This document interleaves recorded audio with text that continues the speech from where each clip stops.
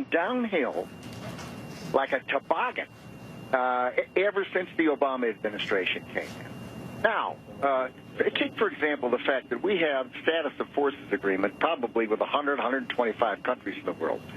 This administration, the White House and the State Department, have failed to get a status of forces agreement. A trained ape could get a status of forces agreement. It does not take a genius. Errol Morris, your reaction to this latest statement by Don Rumsfeld? Horrified.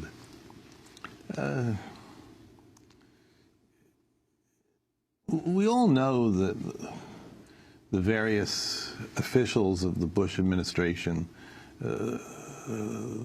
George W. Bush himself, will never be held accountable for most, if not all, of the things that happened under their watch.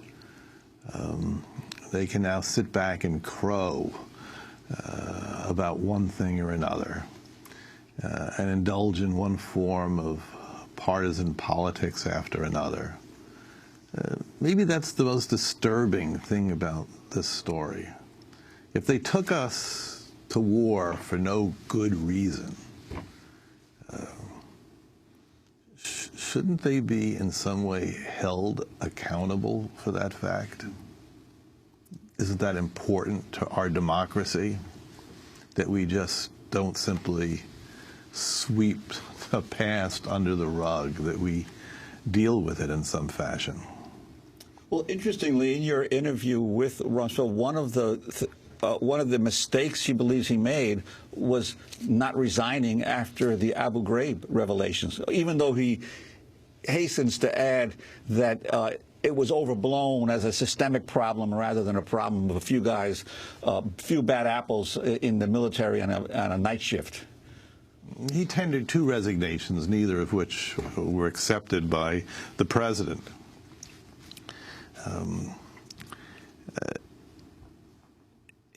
He often wants to have it both ways. He will provide some gesture suggesting that he takes complete responsibility and, on the other hand, take none. Does he ever apologize?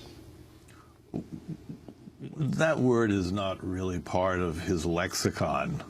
No, there are no apologies. What most shocked you in your 3 hours of conversation with Donald Rumsfeld? So many things.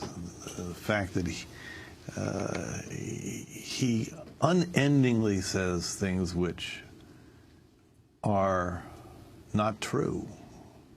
How about he unendingly says things that are false? Does he even realize it? So you say he lies throughout?